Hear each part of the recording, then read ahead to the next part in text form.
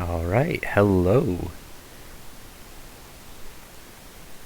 This is the long anticipated tier list stream. I finished up gathering all of my information from all of my records of the past few years to put together this tier list. So this only includes games that I have completed in the last 3.5 years. So late 2017, when I started making this list and keeping track, all the way through now, which is May 6th, 2021.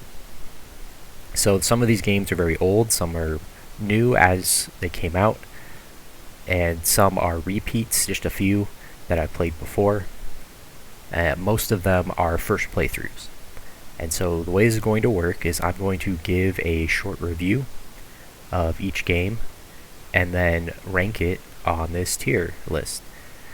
So it'll get a single number score, and then within each number I'll try to rank them in relative score or goodness. How I'm going to score these are based on a few criteria. The main one is, did the game accomplish its goals? So a game's goals usually includes consideration of its scope.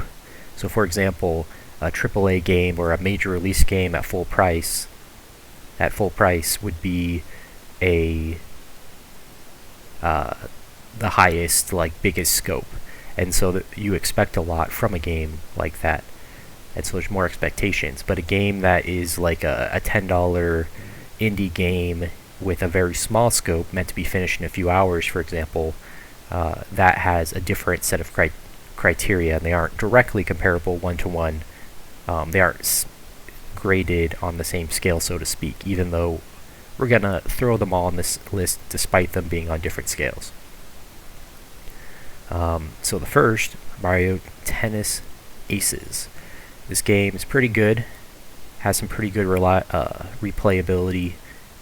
It's good for a tennis game, but ultimately doesn't have a lot of content. You just play tennis with a few different characters that have a few different abilities. This one's kind of a high 7 for me. Kind of disappointing. I was hoping for more. Next is Yu-Gi-Oh! Duelist of the Roses.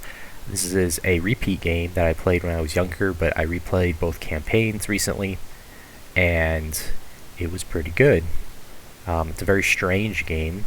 Doesn't appeal to a lot of people, but it appealed to me pretty well. There's some annoyances, some grinding, where you have to refight the same people over and over to get more cards and level up your champion, but other than that, it's pretty great. Celeste. This game is one of my all-time favorite platformers. I wasn't expecting to buy it when I saw it advertised, because I'm like, oh, I'm not really into platformers anymore, they're too simple. And then I saw some streamers play it, and I realized it's more of like a puzzle. Like, you got to think how you're going to approach each area. So it's very interesting that way. And so I ended up really loving it. Highly recommend it. God of War. Okay, this one was tough. This one's a good game. I had some emotional moments. The action was pretty solid, but overall, it didn't have anything too special. Nothing too memorable. In 10 years, I'll have forgotten about it. So, pretty good game. Somewhat recommend. Ghost of Tsushima. Now, this is another action game that's very good and standard. Plays it safe in a lot of ways, but it has samurai and Japanese language spoken and some cool stuff going on. You can write poetry, so it has a special place in my heart. And again, in 10 years, I'll probably have forgotten it. It's generic in too many ways of an action game, but there's some memorable moments, especially the duels. I have those on my YouTube channel. Some of my favorite moments. So it had a few memorable moments reminiscent of samurai films, and I love those. So worth a play. I recommend it. Gran Turismo Sport. This one's a little bit tough. I read reviews and I had avoided this game for a long time because it had poor reviews, and then finally I bought it on sale and I loved it. I love Gran Turismo, the series, and it is a shame that it's mired in microtransactions now.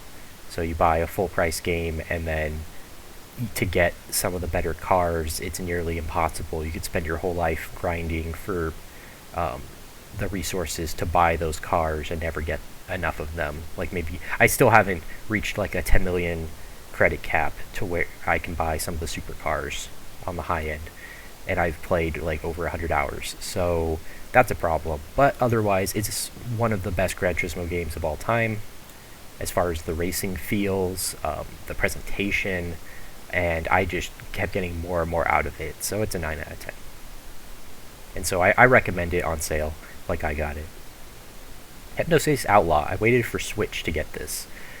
It's entertaining. It's interesting. It has a smaller scope. Doesn't appeal to everybody. It's got a desktop environment, and you play around in fake early 2000s, late 90s internet websites. And that's about it. You kind of explore around and do a few little puzzles or some mini games. Not a whole lot going on, but it's a smaller scope, and I recommend it for people that want that nostalgia, or like kind of a point-click adventure style genre, those types of things of minimal puzzle solving. Gazillionaire. This is an old game that got a Steam release, so I finally beat it. It's weird. It's a little bit addicting to try to make as much money as possible while going from planet to planet. It's very simple, but it's a trading or a trading simulation game. It's kind of like Elite without the fighting, the old game Elite. So it's pretty fun. Potentially gave me a virus, and same with their website from the company that makes it. But that's speculation on my part. I don't have proof, so that's speculatory, not an accusation. So I give it a 7. It was okay. Had some nostalgia for it. That's why I played it. Maybe if you're into simulations like that, earning as much money as possible, maybe you'll like it. Tony Hawk Pro Skater 1 and 2. This is a remaster of one of my favorite games, and then Tony Hawk 2, which I had played before and liked, does a really great job. It's a standard for remakes. However, I do have a few things that make it not a 10 out of 10. And that is, they changed the handling just enough in the new engine that it feels off. And I can't quite shake that feeling. Like, I went back and forth between the N64 version and this, and in a lot of ways I still prefer the N64 version. It is nice that they incorporate later games in the series the ability to combo forever, so like manualing and stuff. However, they don't have a original graphics mode, and they don't have an original mechanics mode. So you can turn off all of... So you can turn off the later game editions so it plays like the first game, in theory. However, they don't modify the goals to match the original game. So the original game had goals as like maybe the first level was 20,000 points, for example, and this game raises that because you have more options with comboing, and there's no way to get the original goals back. They also added some extra goals, some simple collection of things that are kind of annoying. They don't really add much of anything, but it's like padded content. Doesn't feel fun. Doesn't have the same designed flair of the original game. So it's a bit of a weird remake, but I do love it. It's good. I recommend it. Okay, so I got the 3D Mario collection, so the next 3 games were in that collection, and I'm going to rate them separately. So for compilations, I tend to like to rate the original games as standalone games instead of a compilation. If you want compilation ratings for is it worth the money kind of stuff, then you can always look to the traditional reviews you find online. But this is more, is this game worth to play now, in its current year? Is it worth playing any of these games? Is how I'm rating them. Super Mario Sunshine. Honestly, it left a lot to be desired. It's kind of janky, um, but it's fun. It's hard to really rate it. I give it a high 7. Controversial, it's a well-loved game, and it was good for its time, but playing it last year, it's not that great. Has a lot of really annoying parts that are required to finish it. We'll get to Odyssey later, but Odyssey fixes problems like that by having pretty much everything be optional except a few boss fights that are really easy. And so you don't have to do the annoying, tricky platforming if in one format or another if you don't like. You can skip a lot of levels that you can't skip in Sunshine. So for that reason, and the movement controls took a long time to get used to, and they weren't that good. Mario 64, same thing. I bought this game 5 years after it came out, so this was a revisit. When it came out, I didn't play it. 5 years after on N64, I thought it was way overrated. By 5 years after, it was left in the dust for how bad the platforming was. However, with a few games on this list that are old, if you already have experience with the bad controls, it makes the experience much smoother. So I played through this game multiple times. There's the DS version on this list as well, and it's pretty good once you get used to it. But I'd replay it. It's okay. So for that reason, it's a high 7. Let me find the other one. Looking for the DS version.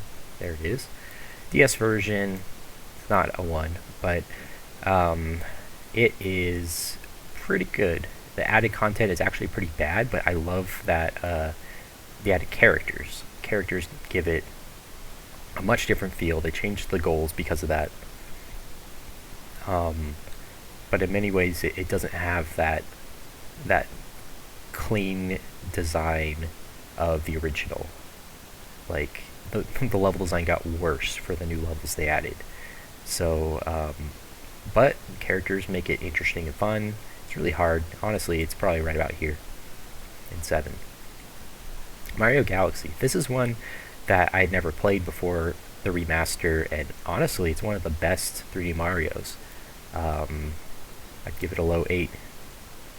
Very interesting ideas, memorable fights, boss fights and stuff. Highly enjoyed it. Lots of visual flair. Very polished. Alright, Ace Combat 7. This one's tough.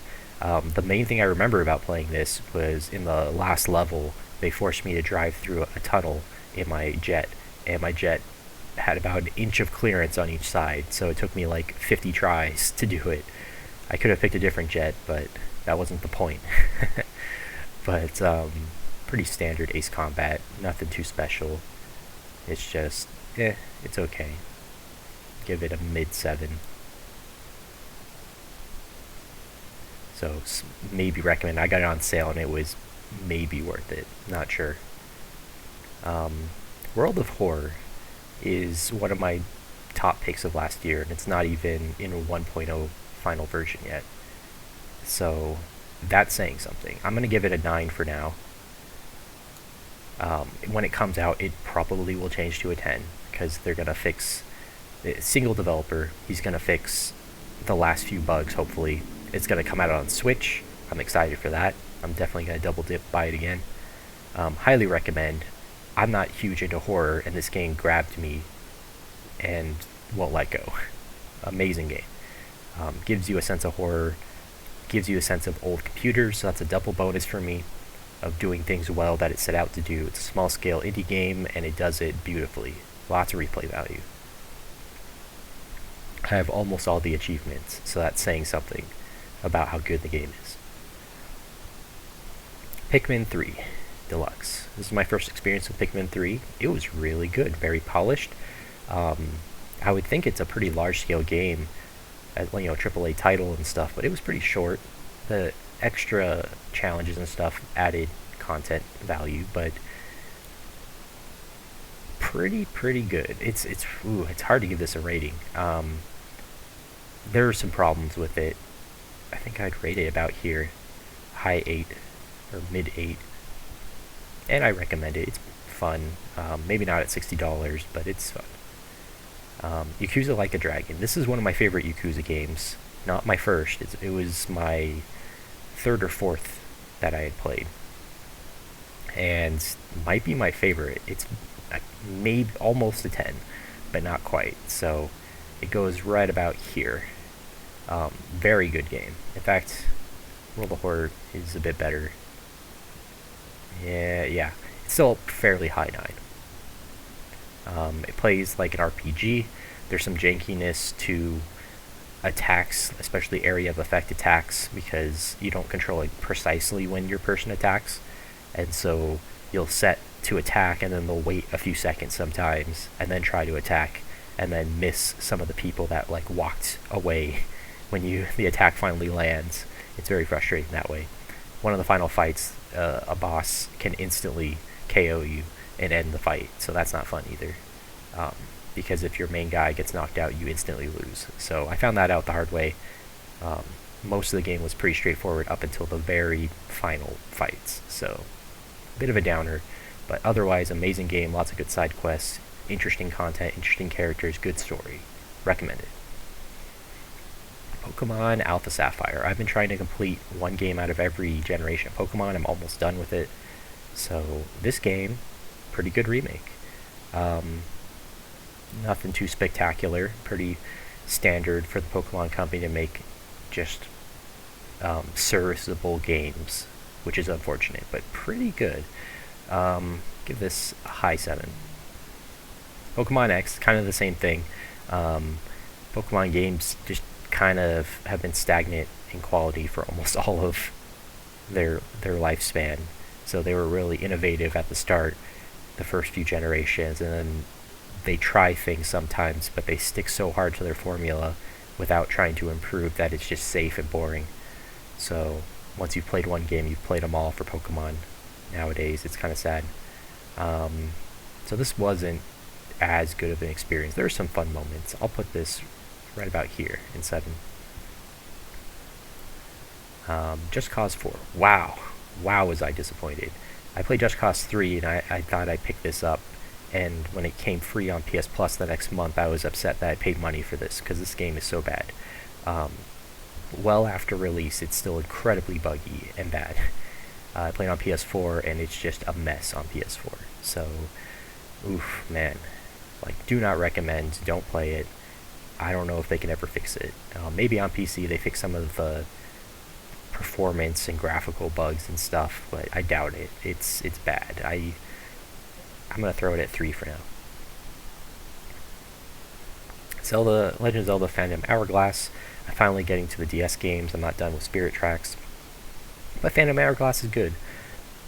Surprisingly, fairly good. I'm not a fan of Toon Link games, so that's the DS games,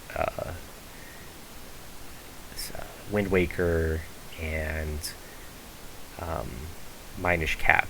Like, those are some of my least favorite out of all the Zelda series, so I put them off. But this one's probably the best out of those 4. Some fun little things with it. Not super great. Honestly, I'll put it at like high 7. Hyrule Warriors Age of Calamity. This game was surprisingly good. I play a lot of Dynasty Warriors games. Almost all of them that have ever come out, including the spin-offs, and this one's one of the best of the spin-offs. Lots of fun things. Some tedious stuff, some bad design decisions. So a lot of the levels are boring, which modern Dynasty Warriors tends to have problems with, where it's just, you have to do this or you instantly lose, so just go from this point to this point, the game just tells you what to do, and you pretty much have to follow the script precisely to win. So that's pretty boring. But otherwise, it's pretty fun, if unremarkable overall. Again, this is... I almost want to give it an 8, because I had a lot of fun, but I'll probably forget this game really fast, so it's going to stick right about here in 7. Front Mission 3. I've tried to beat this game probably 8 times, and I finally did this last year, and wow, this is a great game. I mean, pretty slow to start off. That's probably why I stopped so many times, and um, like a little bit of grinding or having to be careful with your loadouts. But this is a strategic, like a tactical game, and once you start getting 4 to 8 pilots and splitting off into separate teams and stuff, it got really interesting and really fun. So I'm gonna give this one like an 8 out of 10. Has some flaws. It's kind of old and janky, but overall really fun. Sometimes the balance was a problem. You'd hit a wall in difficulty, but overall good. South Park: The Fractured But Whole. Kind of a crass game, but it made me laugh so many times that I'm gonna put it on here. I've seen some South Park when I was very young, first few seasons, but this is an incredibly well-written game as far as jokes go. Kind of follows how well the TV show is written for having really good satire, making you laugh. And though most of this game was apparently just references to episodes, the story itself that's presented here is pretty funny. So, the combat is kind of mediocre for tactical games. Wasn't a lot of fun. I'm going to put this in a 7. Recommend if you are willing to deal with offensive humor.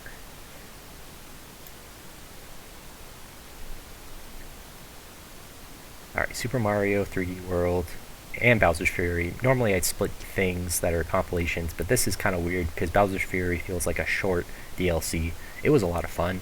I like this game a lot.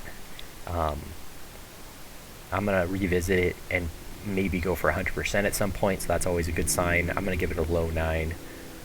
Very, very good 3D Mario game. Yeah, it's somewhere in this range, high 8, low 9. In fact, I'm going to move Ghost of Tsushima to low 9. Yeah, that's about right. Xenoblade Chronicles. So let me do Persona 5 first, because these games are similar in my mind. Oh boy, I have so many games. This will take a second.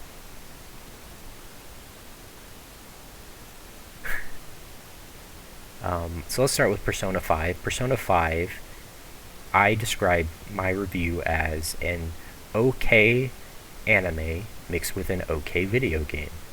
Makes for an overall okay experience. Mediocre. The problem I have with it is that it does not respect my time. It took me 65 hours to beat this game. I spent most of a summer, my free time, playing it just to finish it that summer because I knew it was going to be long. And it was not worth my 65 hours. I wish I got my time back. So I don't recommend this game. I can understand why some people rate it 10. I understand why people would have it as their favorite game. But having played so many different games and comparing across them, this game is not worth that much time. So if this was your only game and you were a kid or something, or a teenager, you only had like 3 games on your PS4, I can understand loving it. I'd be in the same boat. But I have lots of games, and this one did not do it for me. Very stock standard JRPG gameplay. I had to grind before the final boss for like 5 to 10 hours just to beat the final boss. And that was very tedious because I was locked into the final area. So that wasn't very fun. And the time thing just adds stress. Like each month, you have a certain number of days to do certain activities, and if you don't beat the boss of that area by the end of the month, you lose the game. So Persona tends to do that, and I don't know. Overall, it just wasn't that good. I put it right about here, in 7. Okay, so Xenoblade Chronicles, same kind of thing. It's a pretty good anime and a pretty good game.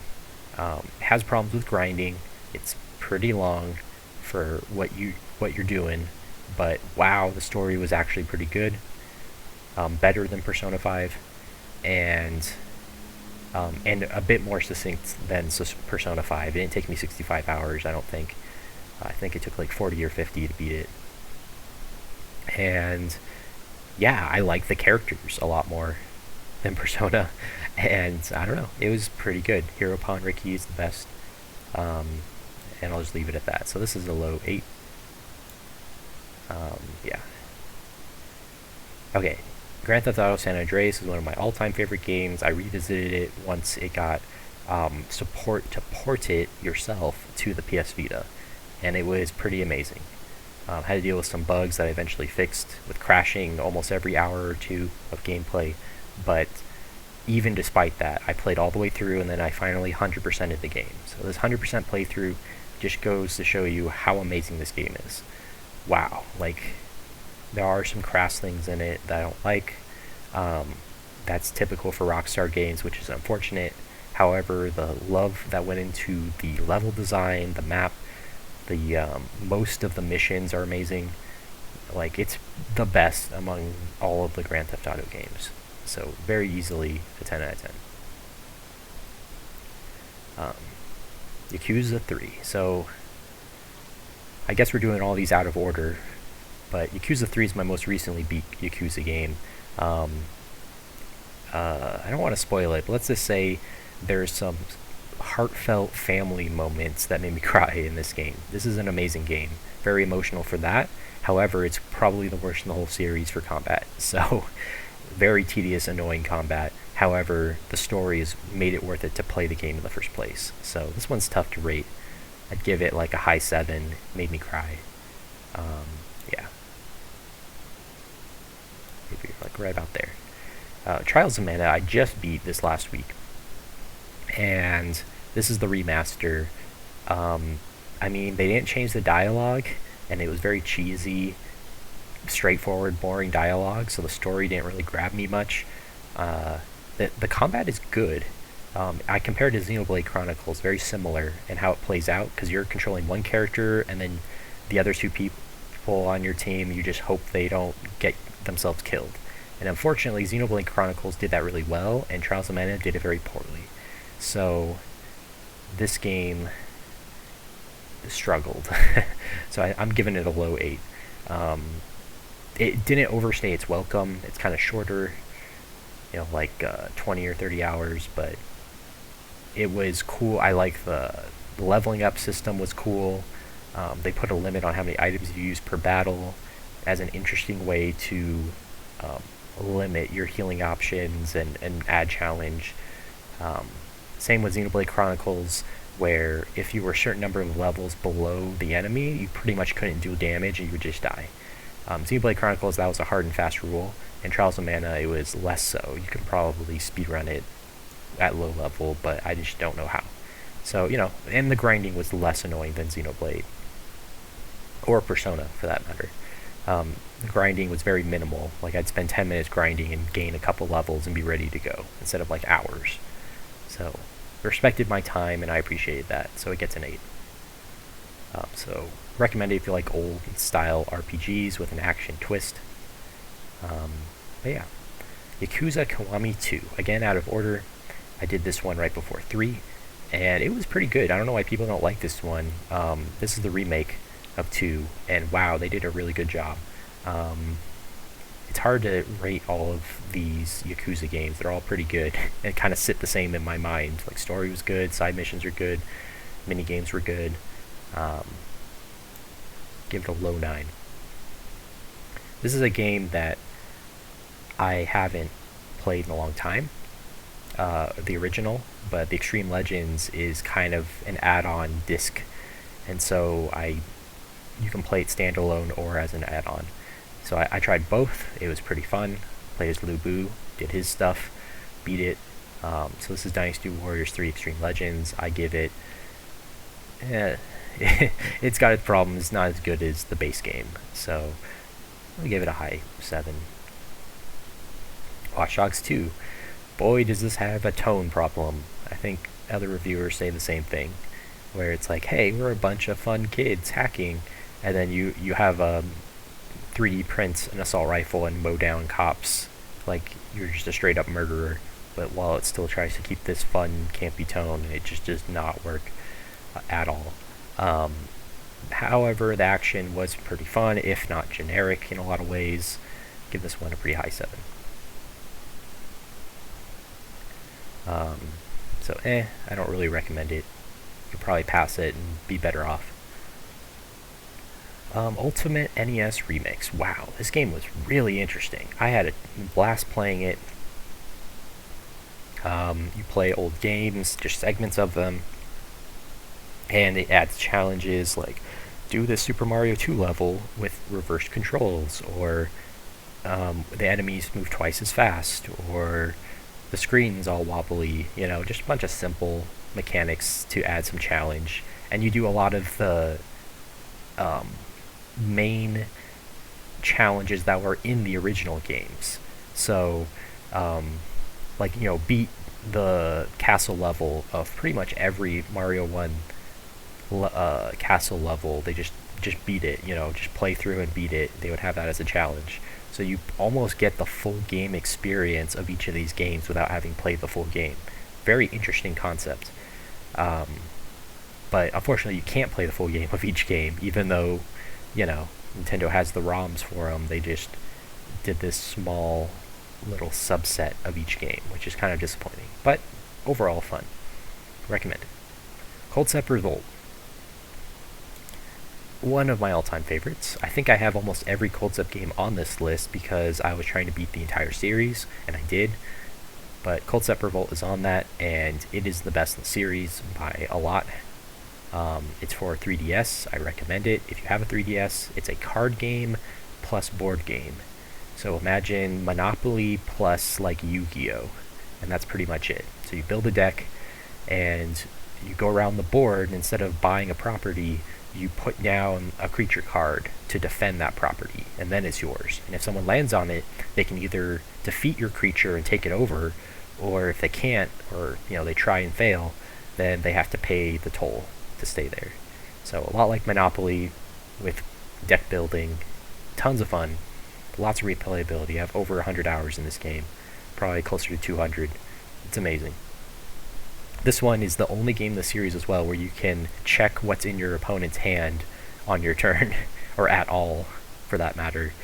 And just for that, it should get bonus points, because it's such a frustrating thing to play against the AI, and the only time you see their hand is when they're instantly picking their choices for their turn or in a battle, and you just have to memorize their cards and remember when you see them. Whereas this, you can at least see the names of the cards at any time on your turn, and that's very nice. So you can actually plan around what they're doing. Highly, highly recommend. Star Fox 64 3D. It is what it says. It's Star Fox 64 on a 3DS in 3D. So basically, it just rated the same as Star Fox 64, which is, it's pretty good. Nothing spectacular. I like Star Fox 64. You just replayability is just playing the same levels over and over and getting better. So not a lot, but I enjoy Star Fox a lot, so it gets a low 8. Sniper Elite 4. I played, I think, all the Sniper Elite games since the first one came out, and this is definitely the best out of all of them. There's some really obnoxious stuff about it with enemies and stuff, and maybe that's just because I'm bad at being stealthy, but wow, there's some fun things you can do in this game. I give it a low 9. Octopath Traveler. One of my all-time favorite RPGs. Came out of nowhere, blew me away.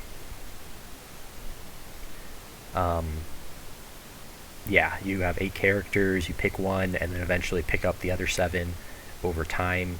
I had a blast with the battle system. It's one of the best in any turn-based RPGs I've ever played, so I highly recommend it if you like turn-based RPGs, or JRPGs. So yeah, get it. It's so good. I still haven't beaten the secret final boss, but I'm working on it. He's the last part of my 100% run.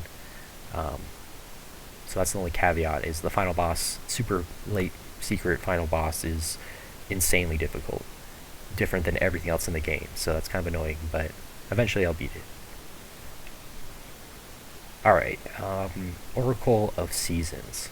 So, I had Oracle of Ages and Seasons for a very long time, but Seasons copy that I have, the battery always falls out. And so, if the battery falls out, you lose your save. So, I finally beat it, despite that, because I just sat down and just did it. And I have a GameCube with the Game Boy adapter, so it's easier to play games without having to move them around in your hand and jostle them. And it's pretty good. There's some fun stuff I remember from this with the dungeon designs and stuff. Pretty highly rated in my book. I put it right about here, high 8. Not the best Zelda game, but pretty good. I recommend it. WarioWare Gold. I barely remember this game. I played it when it came out, I think. It was pretty fun. I mean, it's probably the best WarioWare game, but that's not saying a whole lot. So I'll put it right about here in 8, mid 8. Lots of mini games, pretty fun for 3DS. Adventures of Alina Temple. This is like bargain basement platformer. Pretty straightforward, a little bit buggy. Give it a 6. Again, it aimed low and achieved low for an indie game, and it was I got it for almost free, and it still felt like it was almost worth the time. Breath of the Wild. Yeah, this is way, way, way up. I think this is the best Zelda game of all time. And that's saying a lot, because I love Zelda. I've played almost all the games. So, yeah, I highly recommend it. So much you can do with it, so much creativity in how you approach it, and I love that. The world's massive. The shrines are fun to do. All the puzzles in this game, pretty much bar none, maybe one or two that I'm not remembering, were amazing. So good. Combat's good. Everything's good. May even speedrun this game. So 10 out of 10. Next we have Advance Wars Dual Strike. Dual Strike is pretty amazing. I finally got it on DS. Give this a mid 9. I highly recommend it. Add some interesting mechanics and units, so it feels like.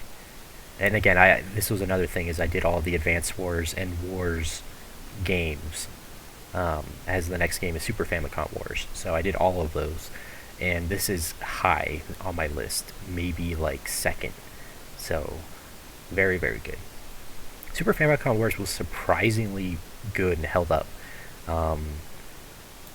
Yeah, I think I played in Japanese. I mean, it's a strategy game, so you just learn what the units do and you're fine. But there's some fascinating things in this game. And it's the blueprint for all Advance Wars games. So it's pretty basic in a lot of ways. Historically, I'd rate it a 10 out of 10, but playing it today, the battles drag on and on. Yeah, like units just body blocking all over the place, and there's not a good way to clear them up, and so just getting to the final capture can take a while. So for that, it gets a low 8, right about there. Actually, you know, I probably put over 100 hours in this, so let's be real, it's like a mid 8, like probably right about here. I almost want to do a 0.5 cutoff, but I'm not doing 0.5s. But it would be right about there.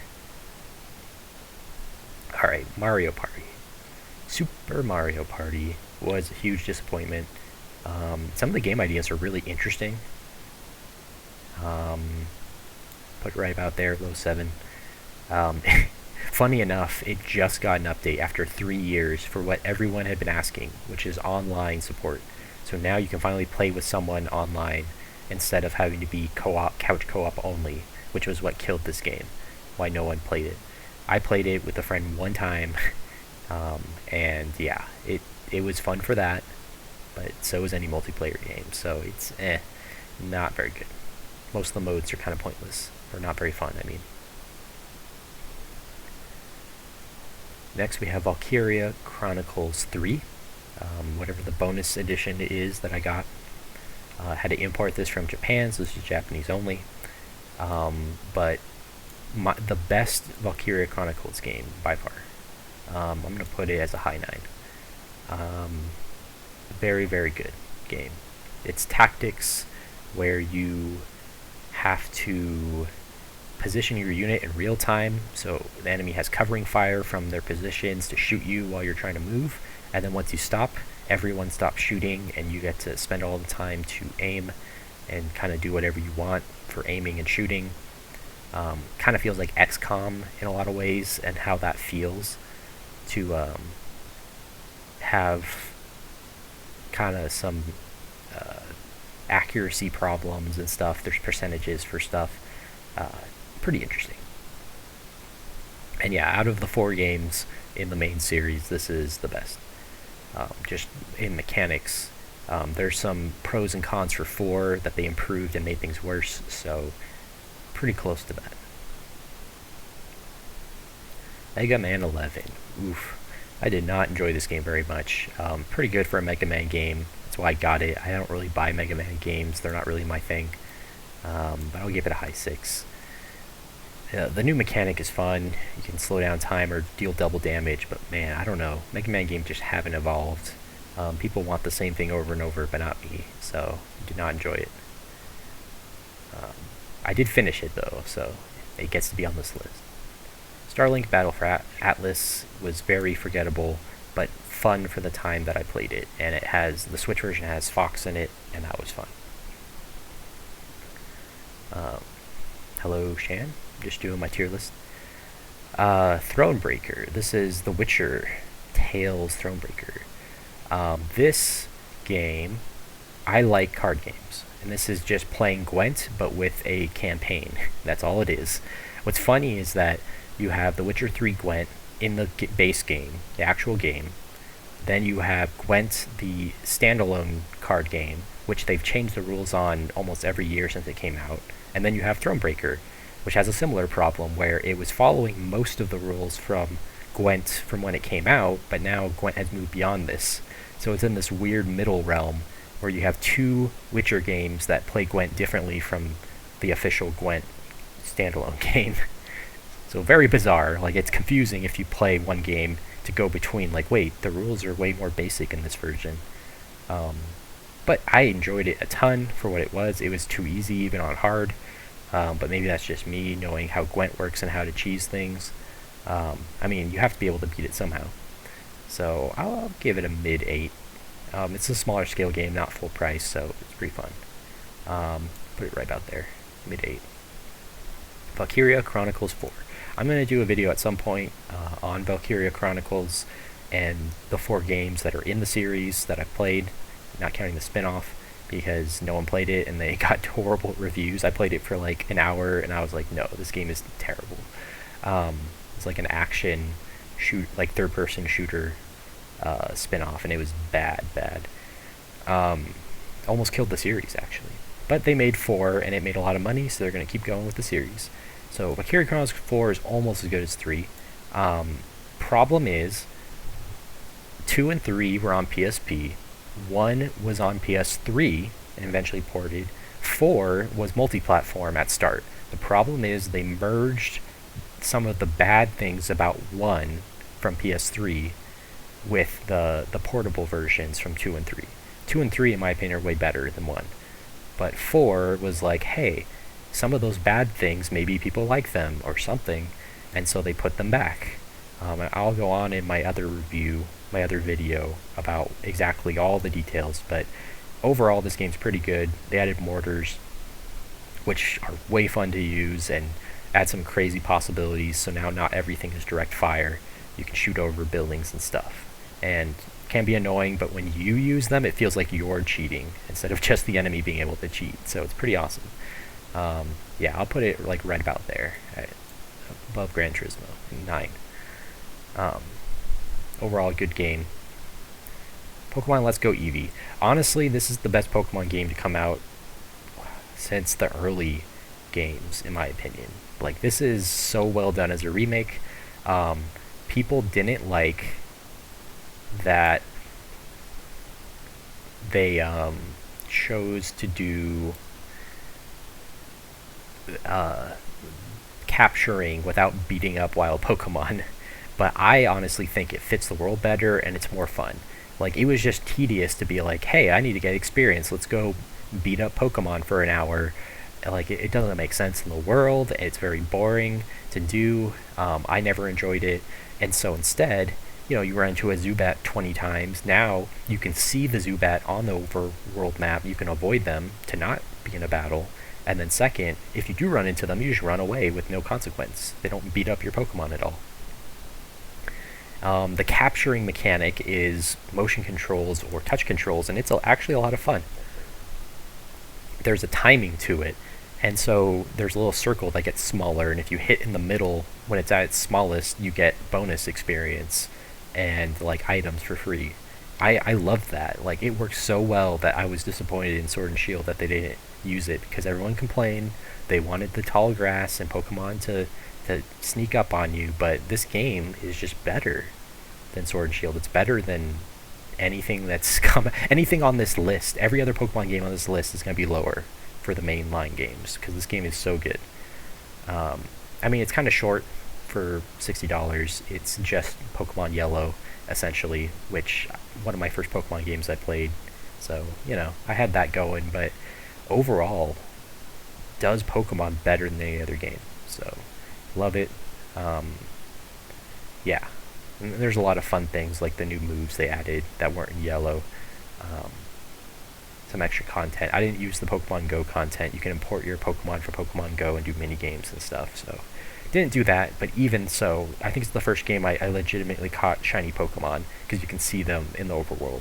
So you're going to chase them down and capture them. So, very cool. Alright, Valkyria Chronicles 1. Oh boy. I finally finished this one, I think, after I finished 3, before 4 came out, somewhere around there. And wow, this game is rough. It's a rough gem for sure. I'm glad they continued the series to make it better, but this series started out real rough. It's way more serious than all the games that came after. Games that came after are more anime trope filled, which is unfortunate. But this game, for anime World War I, as we like to call this series, it's very emotional and serious, and there's genocide and stuff. Like, it's a big deal. And for its time, it got good reviews for that. And the interesting mechanics that makes the series great is pretty great. So with that, I'm gonna put it as a low 8. Everything's better than Star Fox 64 3D, so we'll put it there. Super Mario Odyssey, easy 10 out of 10. I think it's the best 3D Mario, maybe the best Mario game of all time. People think it's not fair that Breath of the Wild Mario Odyssey came out as near the beginning of the Switch coming out. Like, I don't know. They judge it unfairly because it was an early title on Switch. And I think nostalgia glasses blind a lot of people, because I've replayed almost every 3D Mario since this came out, and this is definitely better than all of them. Very, very, very good game.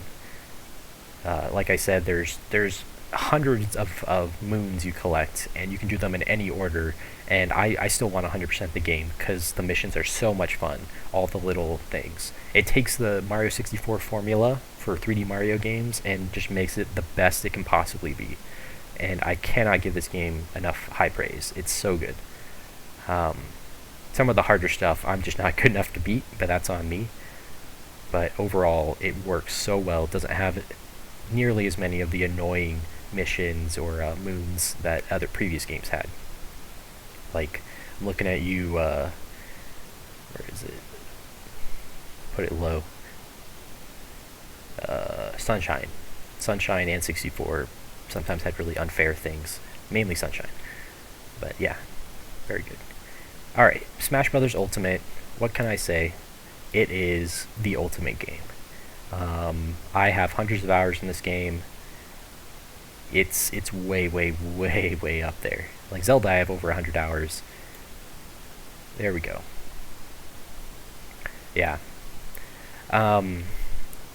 So, Super Smash Bros. Ultimate has so many characters. It has so many game modes. People of all ages can jump in, all skill levels. There's so many things you can do with it.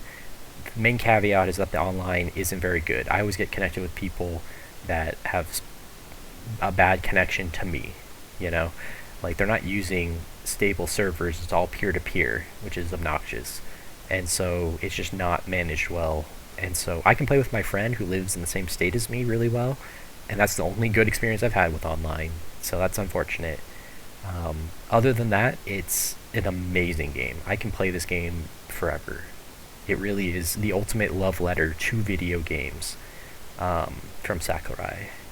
Matsuhiro Sakurai, I think is the guy's name who made all the Smash Brothers games. He loves video games, and all of the stickers or the spirits that you get in the game of all video game characters that aren't playable characters, all that attention to detail and how they're incorporated. It's just everything video games for people that love video games. It's so good. All right. Advance Wars Days of Ruin. This one is a rough gem, for sure. I actually really enjoyed this game. I beat the campaign. It felt like I just barely finished the tutorial by the end because we were barely using all the units by the end. And it does a lot of different, radically different things. And it's pretty much the reason the series started to die, because it wasn't as good. It wasn't as finely tuned. They tried too many new things at once and tried to make it way more serious, which was not good. And so they went from Dual Strike to Days of Ruin, and Days of Ruin ruined the series. There's one game I haven't played in the series, and that's the GameCube game, which I think came after or around the same time, and these two games combined killed the series. I don't think they'll ever make another Advance Wars because they killed the series, and that makes me very sad, because it's one of my favorite tactical games. But this game is actually pretty good. I'd play it less than Super Famicom Wars, but more than Thronebreaker, so it goes right there. Middle 8. Next is Slay the Spire. Cheap indie game that's actually amazingly good. It's a card game. Plays like a roguelike where you have randomized encounters, and you have to pick your cards as you go to build your deck. Tons of fun. Still haven't beat the ultimate final boss on hard mode or whatever, but someday I will. This gets a pretty middle to high 9. Put it like right here. Marble It Up. Not much to say. It's like Super Monkey Ball. You move a marble around by tilting the world and try not to crash. It has some power-ups and things that don't really add much to the fun. It's hard to rate this. It's around Star Fox 3D. I think it's actually lower. So low 8. Pretty fun, pretty cheap. Well, small scale, you can probably get it if you are interested in Super Monkey Ball. Alright, next. Horizon Zero Dawn. Oh gosh, where do I put this? I forgot what to rate this. I'm gonna give this like a 7. It's better than Watch Dogs. It goes there. Low 8. Just barely an 8. It has its problems. There's a lot of really amazing looking visuals in this game. It's the same engine they used for Death Stranding, which also looks amazing, with like small particles and scans and neon colors. Some of the enemy designs are amazing and the battles are amazing, but the character I didn't like. She's kind of a know-it-all, and it's very anti-religion game. Kind of throws that in your face, so it's kind of obnoxious because it's like, yeah, we get it, like these people are tribal and they believe these things, and she's like, no, but there's this technology and stuff, and it kind of just hammers it into your face that everyone's dumb but her, and it's kind of annoying that way. So I don't know, I'll probably play the sequel, but it was pretty good. Fun action, the story was kind of and there's a bit of Uncanny Valley in the facial expressions too. So that doesn't make you like the characters very much either. Okay, Metroid Samus Returns. Oh boy. I honestly didn't like as much some of the mechanics they added to this. I played the original Metroid 2. It's pretty great. And this is a good remake, but it's not amazing. I'll put it below Front Mission. I highly enjoyed it. Kind of annoying in moments with some of the directional shooting and stuff. Yeah, it's a 360-degree shooting, which they didn't really perfect in this game. So hopefully they'll do another one like this, another remake, gosh, I don't even know. They've made remakes of almost all the old games now, so I don't even know what they have left. They should just make a new game and have it be better. Raise their standards a bit. I think they had problems with Metroid 4, but that's a Prime game, so first person, it's pretty different. So hopefully they'll make another 2D Metroid, and it's building and making this better. But 8 out of 10. Bloodstained Curse of the Moon. This game, really solid throwback to Castlevania games. I enjoyed it, high quality, but maybe it just isn't quite my thing. Put it about there, low 8. High quality game, small scale, cheap game, but if you like Castlevania style, it's good. So it's not my favorite for that reason. I'm not super into that style of hardcore. That type of platforming is not as fun to me. So same thing with Mega Man, why I rate them lower. Wargroove, oh boy. This is going to the top. Oh boy, where do I put it? So this is a strategy game.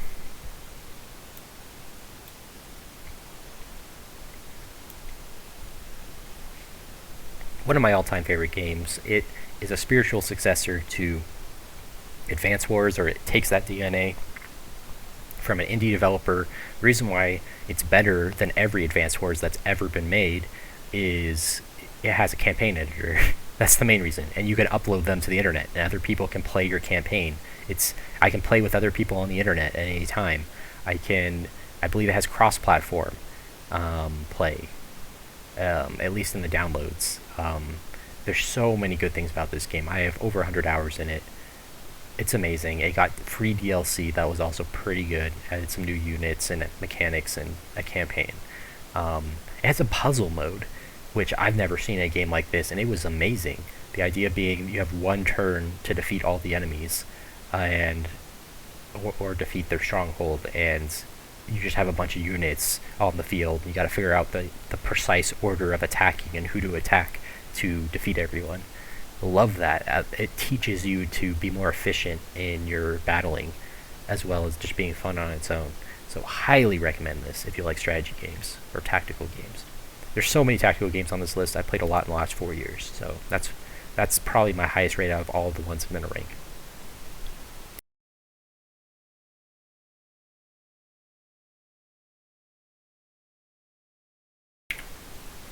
Alright. Kingdom Hearts 1, I believe this one is. Yeah, because 2 is after it. So I played the PS4 versions of these games, the remasters, and wow, this game did not hold up. Playing it so much later, I have no nostalgia for this, and was going in as fair as I could, and this game is just bad. Like, if I didn't beat the final boss first try, I would have never beat this game, because that battle took like an hour, and I was not about to go grind for several hours to go do another hour-long boss battle and try to beat it again, because this game just left me hating it. I mean, there's some cool ideas. It's multiverse of Disney, so if you have Disney nostalgia, you probably love it. But man, it did not hit well at all. The action gameplay in the first game, anyway, not very good. It's mediocre. It's serviceable, so I can't give this too low a score because it was okay, but so incredibly mediocre. So if you have no love for Disney, there's no reason to play this series. Like, avoid it. At least for the mainline games, 1, 2, and 3. So 2, same thing. I can't remember which one I hated more. I think 1, but yeah, it's just bad. It's almost the same in how it plays out. It's just more story, which is, the story was fine, but as far as being not my thing. but there you go. Master Blaster 0. Let's see, is this 0-1 or 0-2? I should do both at the same time. Let's see, it's somewhere in here. Master Blaster 0 is a remake of Master Blaster with additional content, and it's amazing. I don't know why, historically, Master Blaster on NES wasn't as popular as Metroid and Zelda and Mario. It is that tier of game. It is so well made for its time, and the remake adds some quality of life stuff to make it slightly better, some better graphics. But yeah, it's an overworld platforming action, like, fighting game in your tank, and then you jump out of your tank and do like dungeons, top-down shooter, like twin stick shooter, and it's both are very good, if not great. Again, this is a modern day game though, remake, so I gotta rate it fairly for today. I didn't 100% this, and that says something about the game. It didn't feel like it was worth it to go back and get the one item I missed just so I can do the bonus content or whatever. So I'd give this like a high 8. So I recommend it on sale. Um, yeah, probably about here. Blastmaster 02, I honestly don't remember what was different. It's about the same. Maybe a few new abilities and stuff to make it slightly better. So I'll put it above it. That's about it. They play almost the same. Final Fantasy 15. So I did Kingdom Hearts games, Final Fantasy 15 all in like the same time period, and wow, is there a difference? Like, it's very anime story based kind of stuff, but for a bunch of bros basically helping each other out as the story, like, you know, you got the prince and his entourage. Like, I actually felt a lot for these characters, which is surprising. I'm not really into boy band kind of mentalities or anything, but this game was actually made me feel things despite that. And the action gameplay is pretty good for a Final Fantasy game. Like, it was the blueprint that made Final Fantasy VII Remake, where they improved it way more. But this was still a really good game. The main downside is it feels very unfinished, and it was unfinished when it came out, for people that know the story of the development and the problems. And I played the DLC, which was stuff that should have been in the game, but they had to release later for extra money, which is really sad. But I give this a high 8. It's hard to be above some of these. I'd give it the highest 8. Red Dead Redemption 2. I talked about Rockstar. This game's story is enthralling. I love the story on this. Oh my gosh. It was so cinematic. It makes you feel like you're watching an amazing movie for like 50 hours. And I put a lot of hours into this and played a lot of side stuff. There's some really obnoxious stuff in this game, with, you know, accidentally bumping someone on your horse and having the cops instantly try to shoot you and you have to pay a fine. Like, stuff like that's annoying. You can't do creative stuff on missions. You walk 5 feet to the right of where the game expects you and it says you instantly fail. That's really obnoxious and unnecessary. So Rockstar really hemmed in the fun, unfortunately, or else this would have been a 10 out of 10. But it's good. It's actually probably better than some of these. It's probably right about here. High 9. Very good story. That's what I remember from it, and some of the shooting and stuff is pretty cool. Cool guns. Alright, next. Baba Is You is a 10 out of 10 puzzle game. It's a small indie game that blew me away with how good it is. I'll put it around Celeste. Baba Is You is a Sokoban puzzle game mixed with a programming puzzle game.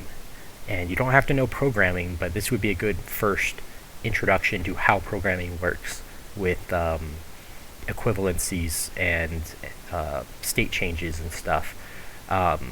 Very interesting how that works. And you will, if you are good at this game, you will be a good programmer. So keep that in mind. And this can teach you to be a good programmer just by understanding how to solve the puzzles. So, amazing game, very cute art style, music's great. Secret levels and stuff, like, is mind-blowing once you unlock some of the secret worlds and stuff. Like, oh my gosh, I still haven't 100%ed this game because some of the late game stuff is insane. But I did get to the credits a few different ways, and it's great. Level Editor is coming out very soon, and I've been waiting years for this level editor, over a year. I am so excited to make my own Baba Is You levels, so this is a 10 out of 10. Mario plus Rabbids Kingdom Battle, the game that no one thought would be good that ended up being really good. So it's a tactical game, very much like an XCOM game, the way it looks and plays, percentages for attacks and stuff. I give this a high 8. This is like the highest of 8s. Donkey Kong DLC was pretty good, had some new mechanics and characters. Fortunate they couldn't incorporate that into the base game, make the base game more fun, but whatever. Um, yeah, just a solid XCOM style tactical game. And Mario gets to shoot. um, Miyamoto always said he never wanted Mario to have a gun, but look at him on that cover, he's shooting something. Just saying. Fun game. Shakedown Hawaii. This is a throwback game from the same people that did Retro City, Rampage. Almost forgot the name. So small scale indie game, pretty cheap. This one has 80s aesthetic. It's kind of gross and obnoxious. It kind of has like drugs and like they're aping a Grand Theft Auto 1 and 2 style of game with retro aesthetics. The first game was just jam packed with um, references to video games from the 80s, and this game is just slightly less of that, but more annoying somehow. They improved some things, but yeah, overall it's pretty much the same game as Retro City Rampage. You get to there's a money aspect. You can buy properties and stuff, and it's okay. It's nothing spectacular. I'll give it like a. I had fun while it lasted. Put it like right about there. Mercenary Saga Chronicles. I wanted to split this out, but ended up just putting them all together because honestly, they all get the same rank. So this is Mercenaries 1, 2, and 3. I bought this game on a whim on Switch. I've never seen anyone review it or talk about it. So this is its spotlight. Mercenary Saga is an excellent tactical game. If you like games like Final Fantasy Tactics, it's very much like that. Very simple pixel aesthetic that works very well, very clean. It's pretty much one of the best of the indie tactical games. It's not as good as Wargroove. It has some flaws, has some bugs. Very bare bones, where it's just like, all right, just straight upgrade my weapon. It has better stats. There you go. So it kind of has that old school mentality of how to do progression. However, I was enthralled when I played each game. I was just spooning up the content, eating it up. Even though it was just more of the same, the story doesn't really matter. Like most of these Tactics games, all the Advance Wars games and Final Fantasy Tactics, the story's kind of bleh. I don't really care that much. It's just meh, stuff's happening. It's irrelevant to the battles, in my opinion. I only care about the battles, and this game does it very well. So, again, it's understated. It's not super good. It's not like an Advance Wars level of polish, but I mean, it's better than Days of Ruin, and it's better than Famicom Wars. And this has 3 games in it, so I don't usually do the value thing, but just to say, this has great value. It's better than Mario plus Rabbids. In fact, I'm going to give it a 9. It goes like right about there. Cadence of Hyrule is a weird game. It's a rhythm game in the Legend of Zelda universe. I didn't like Crypt of the Necrodancer, the game that came before this, but this game I do like. And it even lets you turn off the forced music timings, because I'm not very good at rhythm games, especially when I have the sound off. So you can play with the sound off and just play it like a turn-based thing, and it's pretty fun. Give it like a middle 8. Not amazing, not bad. Yeah. Katamari Damacy Reroll. I love the Katamari games. This is the only one I played in the last few years for the first time. This is a remake of the first game. Boy, do I hate that bear level. I think that's everyone's review of this game. Good thing it's optional, because I despise it with a passion. But bear level aside, this game is great. It's short. It's a small scale game. Not a lot going on, but wow, does it have style. I love the music. The soundtrack is worth getting for how silly and fun it is. There are several songs on there I will listen to over and over, and they're all about the content of the game. Like, I don't know who they got, but they like got people to record music specifically for the game about stuff happening in the game, and it is hilarious and fun. I love it. Later games and PSP games are better as far as gameplay and level design, but the original still holds up pretty well. Wario Blast featuring Bomberman. This is a game I played when I was a child at someone's house, at a friend's house that I was babysitting, and I never beat it.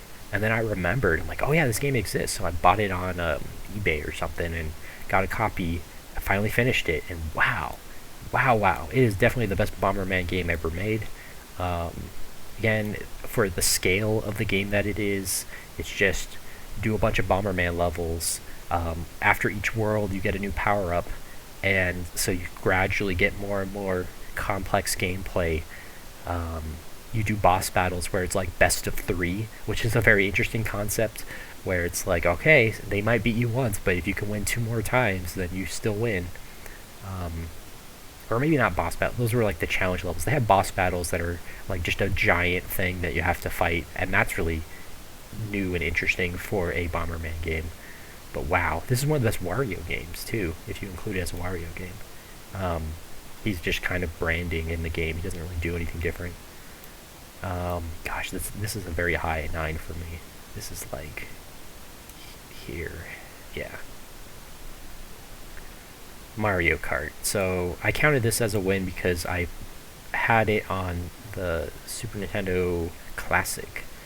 And yeah, this game has all of the DNA of a great racing game and a great kart racing game. It invented the genre essentially, and it is still fun to play with friends. Some problems with it, but I'll give it a low 9. Super Mario Maker 2. This game didn't really grab me. It was fun to make levels, fun to play other people's levels, but most people don't have a good sense of design, so it made some of the modes boring when you're playing through random levels. You can always look up a list of fun levels, and that was fun to do, but it lost its luster pretty quickly for me. So, not my favorite.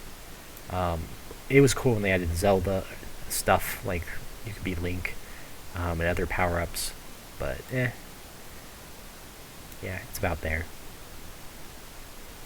Sonic 1. I played this on a collection, but we're going to consider it on its own. Sonic the Hedgehog 1, it's, oh boy, is it feel slow compared to most of the other games in the series.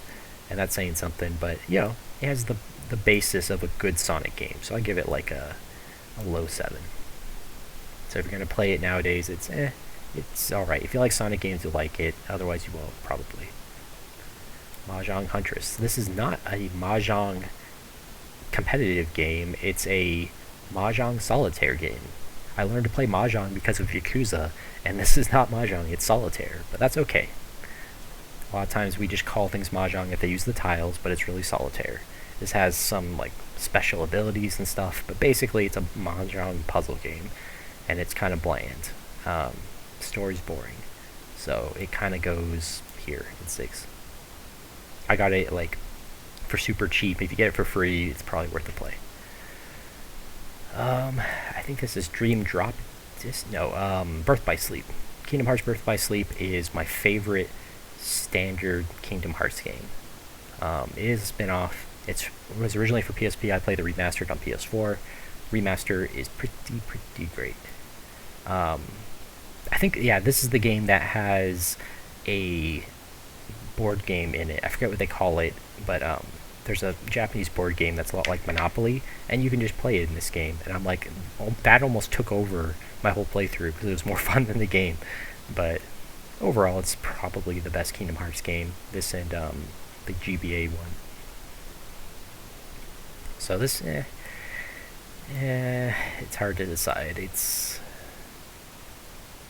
probably about like here. Alright, Super Mario Bros. 3.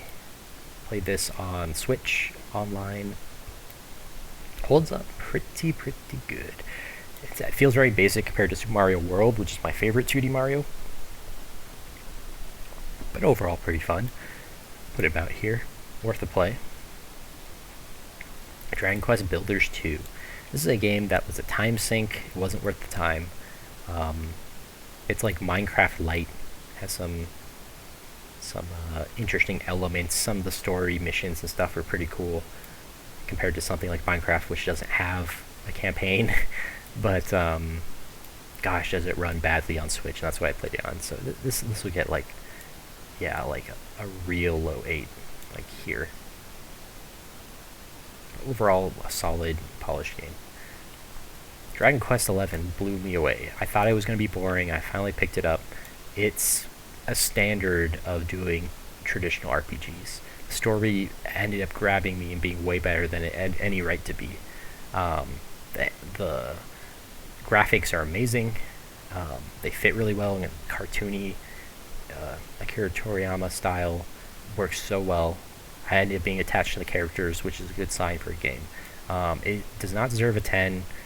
It loses at least 1 point for having gambling and microtransactions stuff in it with actual slot machines, pachinko patch a slot and stuff. Like, come on. Like, this is not okay in a game at all. But despite that, if you just ignore that stuff, it's still a solid 9. It's like right about here. 3D Dot Game Heroes. Funny story. Back when this game was being advertised originally, I wanted to get PS3 just for this game. It looked right up my alley. And it was, and it is, but it actually doesn't do much that great. It's like a low 8. Had a fun time. It plays like Legend of Zelda, but has this voxel aesthetic where you hit stuff and it explodes into a million pieces of voxels. There's some funny jokes in it, a couple.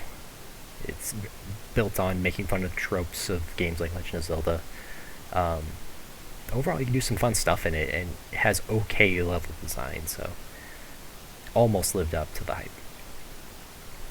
Yakuza 0. Wow. What do I say about this game? This game is my first Yakuza game, and it blew me away with how amazing it was. Some things about the story have plot holes. Like some people get shot and are miraculously better the next day. Or people, thought they were dead, come back to life. Stuff like that in Yakuza games. It's like, kind of kills it for me a little bit, but wow. Overall 9 out of 10. Some of the combat I didn't like very much, but once you start unlocking abilities towards the end, it gets better, and then they throw a bunch of obnoxious enemies at you and it slows it down more, so that's why it doesn't get a 10. But man, the mini games, oh my gosh, slot cars. I learned Mahjong from this game. There's shogi. There's so many things you can do in this game. It's just endless fun. Silly side quest, super serious main story, which is bizarre. Someone described it as the Sopranos main story and The Simpsons for sub-stories. So if that sounds like something fun, if you can deal with very adult content and humor and stuff, sometimes very poor sensitivity jokes, because Japan doesn't care as much about certain groups of people. If you can stomach that kind of stuff, then this game's great. Dynasty Warriors 9. What else to give it but a 9? This is the best Dynasty Warriors since 3. And 3 was the one that established the Dynasty Warriors formula. So that's saying a lot. This is an amazing game. This would have lost probably 2 whole points if they hadn't put the grappling hook in, but they did. So you can go over walls and ignore them, and you're not stuck anywhere. It's hard to get stuck anywhere in this game, which is nice. The reason why it doesn't have a 10 is it's so incredibly buggy. They have built-in crash management without fixing the actual bugs. So everyone will just freeze for a while, and you're like, hey, what's going on? I can't move. And it'll be like, oh, by the way, you're gonna have to restart from autosave right now or something. It has a message. It's like, the game crashed, so just bear with us for a minute. You're just like, really kills it for me. But other than that, it's the best Dynasty Warriors game. Return to form, open world. Dynasty Warriors 3 I love because it had and I'll probably do another video on this, but the series lost its way more and more after 3. 3 was the one where you had the most freedom to do whatever you want, and then it became more and more linear of do this, go to this place and kill this person, or you lose the game. And then do the next one, and then do the next one. It became completely linear and boring. This is the game that opened it right back up and said, hey, here's the entire map of China. Go wherever you want. Everyone's going to keep fighting while you do. You put it on easy, you can kind of just do whatever you want for the entire battle. Go explore all of China, literally the entire map of China. and still not lose, and then go finish it up. It's that much fun. I love exploring in this game. There's some jankiness to it, but just for the fact of the freedom, I probably have like 50 to 100 hours in this game. The presentation of the cutscenes is really good too, but yeah, lots of characters, lots of fun stuff. Sometimes it's janky, but wow, is it good. Step in the right direction. I hope 10 is just like this, but better. Really, really, really hope so. Okay, Link's Awakening Remastered. Oh boy. I think this gets a 10 for me. Link's Awakening is my favorite all-time game, is usually what I say. My favorite childhood game. I played it so many times. When they remastered it, I was worried, but when I played it, I plan to do an entire video on all of the differences. I've seen a lot of comparison videos that don't have the nuance that I want in a video. They miss a lot of things that are important to me, so I'm going to make a video. But long story short, it's a great game. It looks cute. It's fun. It has the right aesthetic. The music doesn't ruin the music. That was important to me. They added a custom dungeon thing where you take the existing dungeon screens and put them together into a template so that you're mixing and matching the dungeons. They could have done better with that, but oh well, it's an okay addition.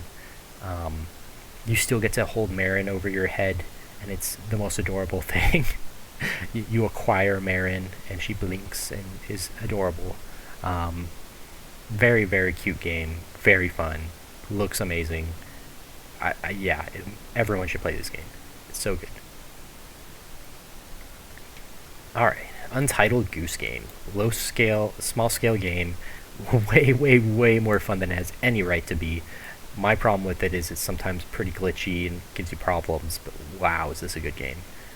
Yeah, it goes right about there. High 9. So much fun. It has a co-op mode now, so you can dual honk at people. Oh my gosh, this game is hilarious fun. Watch someone play it or play it yourself. It's a must-play experience of being an annoying goose. So much fun. Hilarious in many, many ways. Pokemon trading card game. I played this recently. This is how I learned to play Pokemon TCG. It was recent. Very solid game for a TCG game, especially from its era, but if I'm rating it based on today's standards, like if you're going to play it tomorrow, kind of janky, kind of too easy, because you get one strategy you can beat pretty much everybody with. But, you know, sometimes that's the way it goes. It goes right about here. 8. The second game, twice as many, the double region kind of thing, kind of like going from Gen 1, Gen 2 Pokemon. They doubled the number of gyms, so to speak, but and they made it a little bit harder, added more cards, added more strategy.